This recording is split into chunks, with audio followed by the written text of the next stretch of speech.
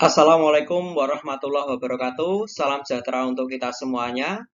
Baik, untuk sesi kedua terkait dengan perdagangan internasional, saya akan menjelaskan tentang teori-teori perdagangan internasional.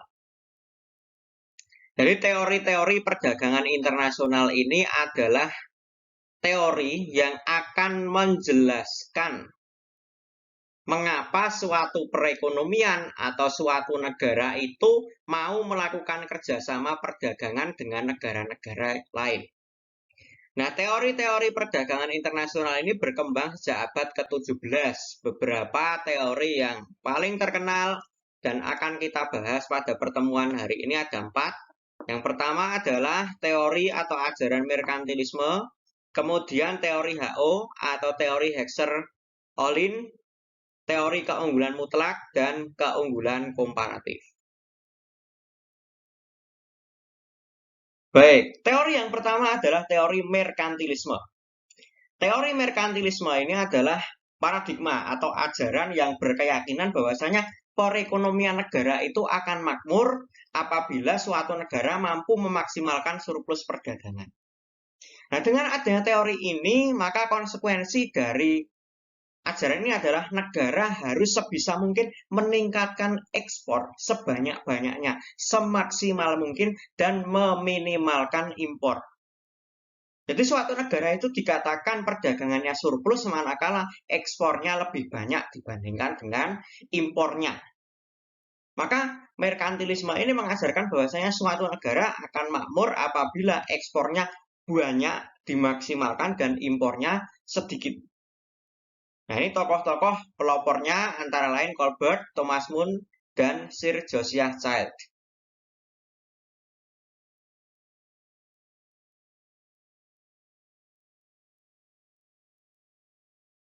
Oke, kita lanjut pada pokok ajaran dari merkantilisme.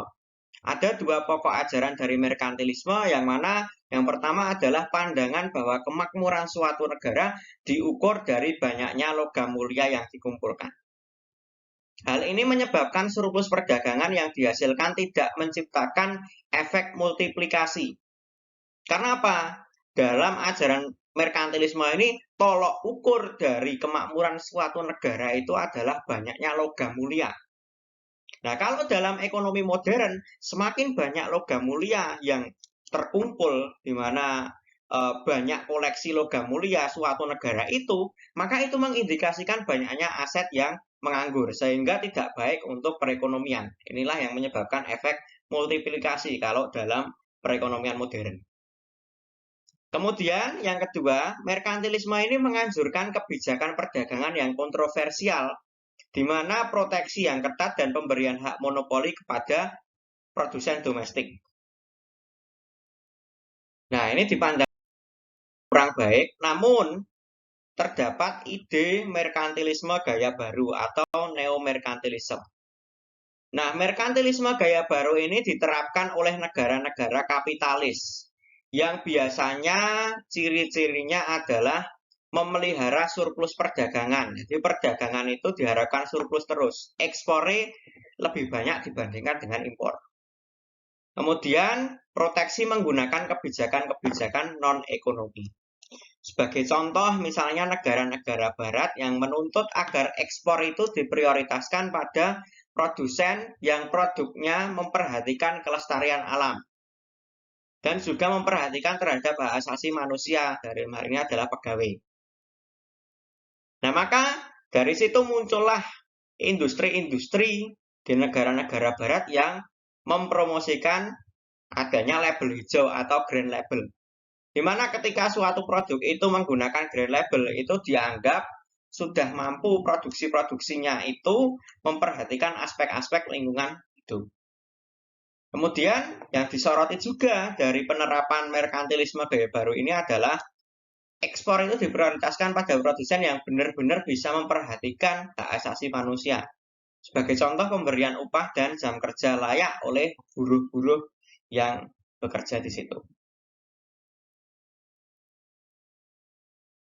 Nah, kita lanjutkan pada teori Hexer-Ohlin, di mana teori Hexer-Ohlin atau teori HO ini juga dikenal dengan sebutan The Proportional Factor Theory atau teori faktor proporsional.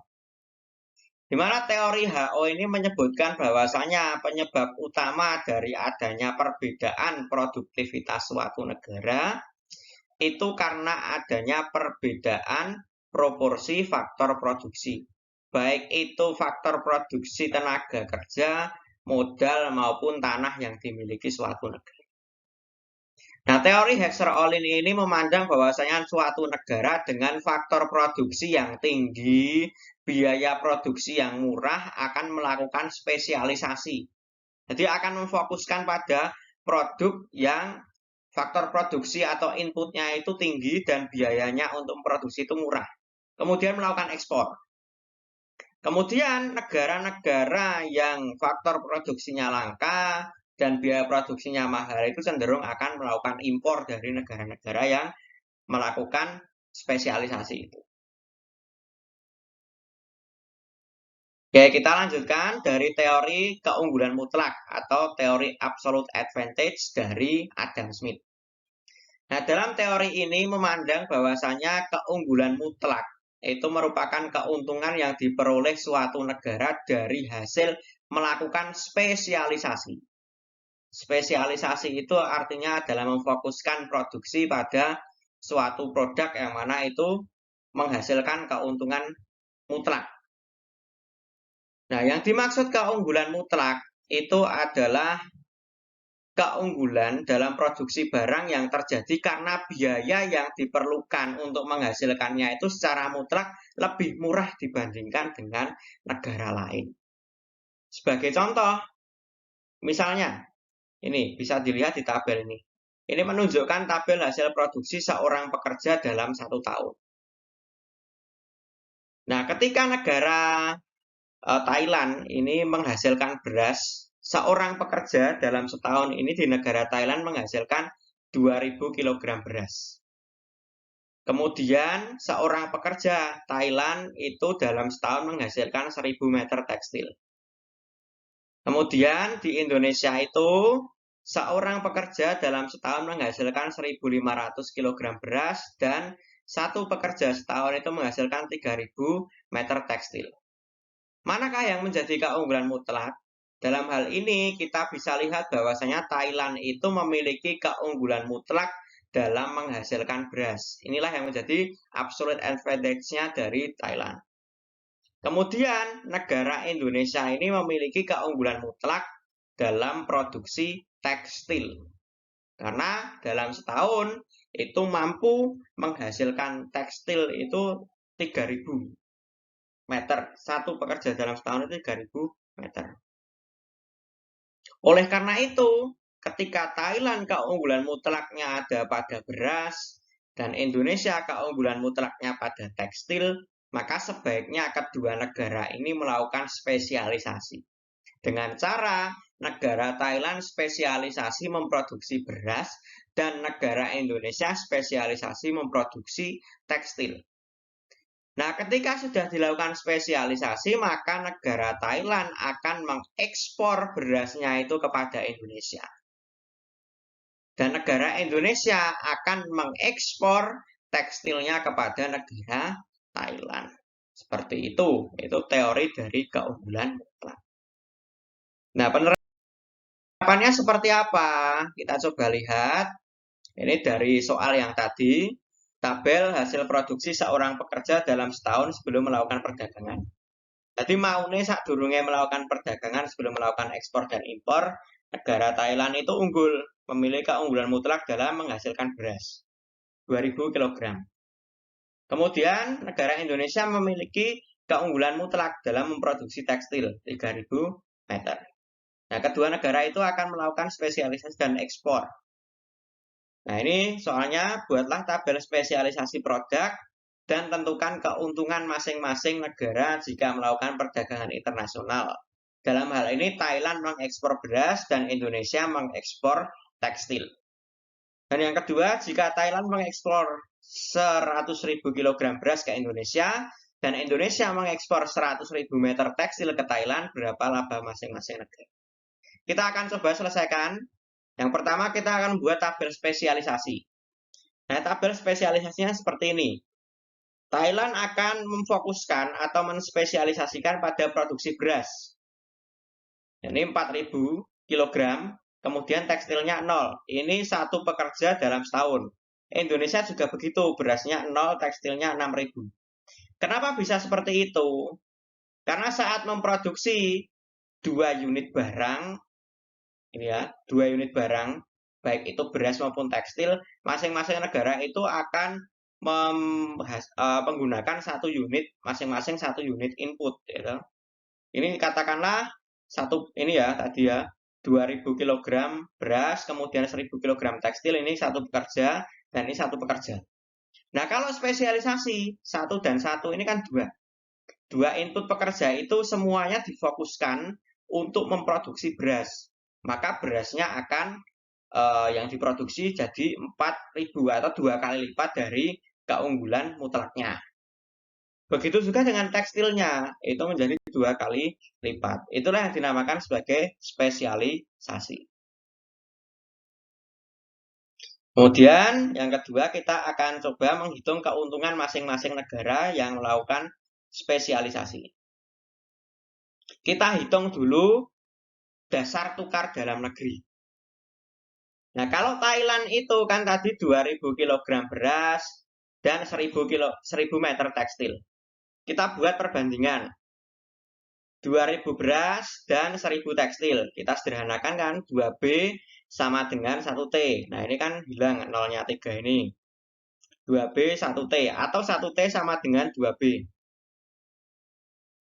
Ini bermakna bahwasanya 1 tekstil di dalam negeri itu setara dengan 2 beras. Ya gitu. 1 meter tekstil setara dengan 2 kg beras. Kemudian di dalam negeri di Thailand itu 1 kg beras itu setara dengan setengah meter tekstil. Nah kalau di Indonesia itu 1.500 beras sama dengan 3.000 tekstil. Maka kita sederhanakan, ini 1.500 beras sama dengan 3.000 tekstil. Ini kan kalau dibuat perbandingan masing-masing dibagi dengan 1.500 maka masih 1B sama dengan 2T. Jadi 1 kg beras setara dengan 2 meter tekstil. Atau 1 meter tekstil setara dengan setengah kilogram beras. Nah inilah yang disebut sebagai dasar tukar dalam negeri. Baik Indonesia maupun Thailand. Nah ketika suatu negara itu melakukan perdagangan internasional, maka bisa kita hitung labanya. Nah laba itu didapatkan dari dasar tukar luar negeri dikurangi dengan dasar tukar dalam negeri. Kita hitung yang Thailand dulu. Thailand ini kan spesialisasinya di beras. Jadi kan mengekspor beras kepada Indonesia. Maka dasar tukar luar negerinya Thailand ini adalah dasar tukar dalam negerinya Indonesia. Nek berase Thailand kuwi didol ning Indonesia itu etungane kepiye ya gitu. Nah, dasar tukar luar negerinya Thailand berarti dasar tukar dalam negerinya Indonesia. 1B sama dengan 2T. Yakni 1 kg beras setara dengan 2 meter tekstil. Kemudian dikurangi dengan dasar tukar dalam negerinya Thailand. 1 kg beras setara dengan setengah meter tekstil. Maka 1B sama dengan 2T dan 1B sama dengan 0,5T. Labanya ini berarti 1B sama dengan 2T dikurangi dengan 0,5T. Ketemunya 1B sama dengan 1,5T. Jadi keuntungannya adalah ketika Thailand itu menjual beras kepada Indonesia, 1 kg beras itu keuntungannya adalah 1,5 meter tekstil. Kemudian kita akan menghitung keuntungan dari Indonesia. Nah Indonesia ini kan spesialisasinya tekstil. Maka tekstil itu diekspor ke Thailand. Kita cari DTLN-nya Indonesia dulu yang maknanya adalah dasar tukar dalam negerinya si Thailand ini. Di Thailand itu 1 meter tekstil senilai dengan 2 kg beras.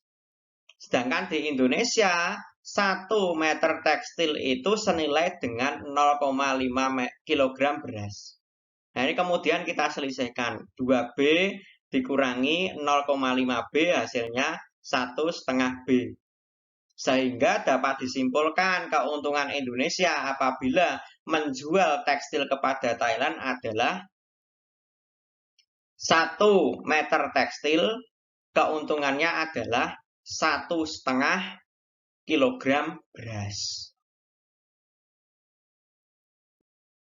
Kemudian soal yang kedua, apabila Thailand mengekspor 100 kg beras ke Indonesia dan negara Indonesia mengekspor 100 meter tekstil ke Thailand, berapa laba masing-masing negara? Tinggal dicari saja dengan cara mengalikan dengan keuntungannya tadi, ya. Kalau labanya tadi Thailand mengekspor beras ke Indonesia itu kan labanya 1B sama dengan 1,5T, yang artinya adalah 1 kg beras setara dengan 1,5 meter tekstil. Nah, kalau ngekspornya 100.000 kg berarti kan tinggal dikalikan. 1,5 dikalikan dengan 100.000 kg. Hasilnya adalah 150.000 tekstil. Jadi ketika Thailand mengekspor 100.000 kg beras, maka keuntungan yang didapat adalah 150.000 meter tekstil. Kemudian kalau Indonesia mengekspor 100.000 meter tekstil, maka keuntungannya tinggal dikalikan aja, berarti 150.000 kg beras. Seperti itu. Nah, berikutnya adalah teori keunggulan komparatif. Nah, teori keunggulan komparatif atau comparative advantage ini dikemukakan oleh David Ricardo dan merupakan penyempurnaan dari teori keunggulan mutlak dari Adam Smith tadi. Dalam teori ini terdapat pandangan bahwa ada kalanya sebuah negara memiliki keunggulan mutlak dalam menghasilkan semua jenis barang yang diperdagangkan. Namun selalu ada potensi keunggulan yang dapat diperoleh dalam perdagangan internasional selama biaya relatif untuk memproduksinya berbeda. Langsung saja ke contoh, ini ada tabel hasil produksi seorang pekerja dalam 1 tahun. Di Thailand, seorang pekerja dalam 1 tahun mampu menghasilkan 5.000 kg beras dan satu pekerja menghasilkan 4.000 meter tekstil. Di Indonesia, seorang pekerja mampu menghasilkan 6.000 kg beras dan seorang pekerja mampu menghasilkan 12.000 meter tekstil. Ini artinya negara Indonesia ini memiliki keunggulan komparatif. Indonesia ini memiliki keunggulan mutlak pada kedua jenis komoditas. Berasnya ya unggul, tekstilnya ya unggul. Lalu apakah negara ini bisa melakukan perdagangan? Bisa. Nah, Indonesia memiliki keunggulan mutlak dalam hal produksi beras dan tekstil. Dua-duanya punya. Tetapi keunggulan tertingginya itu pada produksi tekstil, ya. Dengan 6.000 dengan 12.000 itu kan gede, 12.000. Maka inilah yang menjadi keunggulan tertingginya dari Indonesia. Keunggulan mutlak tertinggi. Nah, kalau Thailand ini semuanya lemah dalam produksinya. Memiliki kelemahan mutlak dalam hal produksi, baik itu beras maupun tekstil. Tetapi kelemahan terkecil itu ada pada produksi beras. Nah, mampu produksi 5.000 ini mending dibandingkan dengan yang 4.000 tekstil. Maka ini bisa melakukan perdagangan dengan cara Thailand mengekspor beras ke Indonesia dan Indonesia mengekspor tekstil ke Thailand. Seperti itu. Nah, perhitungannya masih sama. Nanti kalau misalnya keuntungannya seperti apa, kita bisa menghitung. Yang pertama, kita akan membuat spesialisasi produk dan menentukan keuntungan masing-masing negara jika melakukan perdagangan internasional. Nah, ini tabel spesialisasinya dibuat dulu. Nah, ini berarti kalau misalnya tadi berpedoman pada keunggulan komparatifnya, maka Thailand ini akan memfokuskan pada produksi beras. Jadi, spesialisasinya di beras. maka akan 2 kali lipat ini 10.000 dan ini juga Indonesia 24.000 meter di tekstil. Kemudian berikutnya kita cari keuntungan masing-masing negara dengan cara menghitung dasar tukar dalam negeri. Nah, Thailand itu 5.000 beras dan 4.000 tekstil. Kita hitung dasar tukar dalam negerinya. 5.000 B sama dengan 4.000 T. 5B sama dengan 4T. Ini berarti 1B sama dengan 4/5T. Hasilnya 1B 0,8T. Jadi di dalam negeri Thailand itu 1 kg beras itu setara dengan 0,8 meter tekstil. Kemudian kita hitung juga 4T sama dengan 5B, 4 tekstil sama dengan 5 beras, maka 1T sama dengan 5/4 dari B. Maka 1T sama dengan 1,25B. Jadi 1 meter tekstil di dalam negeri Thailand itu setara dengan 1,25 kg beras. Nah, kalau di Indonesia itu 1 kg beras setara dengan 2 meter tekstil dan 1 tekstil setara dengan 0,5 kg beras. Maka kita bisa tentukan labanya. Apabila Thailand ini spesialisasi di beras, maka dia akan mengekspor beras kepada Indonesia. Nah, sama seperti tadi DTLN dikurangi dengan DTDN. DTLN-nya Thailand itu berarti DTDN-nya Indonesia. Kalau beras ya berarti 1B sama dengan 2T. Kemudian itu dikurangkan dengan dasar tukar dalam negerinya Thailand. 1B sama dengan 0,8T. Ketemunya 1,2T. Yang artinya 1 kg beras itu senilai atau mendapatkan keuntungan sebesar 1,2 meter tekstil. Di Indonesia juga begitu ketika mengekspor tekstil. Ya. 1 tekstil itu setara dengan 1,25 beras. Maka inilah yang menjadi dasar tukar luar negerinya Indonesia. Ini didapat dari dasar tukar dalam negerinya Thailand. Ini. Kemudian dikurangkan dengan dasar tukar dalam negerinya Indonesia. Maka ketemu 1,25 dikurangi 0,5. Itu ketemunya 0,75. Jadi keuntungan yang didapat Indonesia ketika mengekspor tekstil ke Thailand itu adalah 1 meter tekstil akan mendapatkan keuntungan berupa 0,75 kg beras. Seperti itu.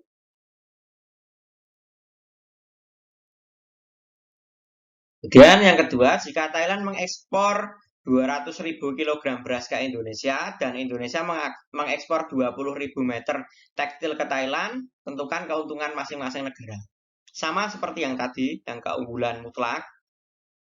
Nah, karena di Thailand tadi, ketika Thailand mengekspor 200.000 kg beras, maka labanya adalah 1 kg beras itu setara dengan 0,8 meter tekstil. Maka tinggal dikalikan. 0,8 kalikan dengan 100.000 hasilnya 80.000 meter tekstil. Jadi ketika mengekspor 200.000 kg beras dia akan dapat 80.000 meter tekstil.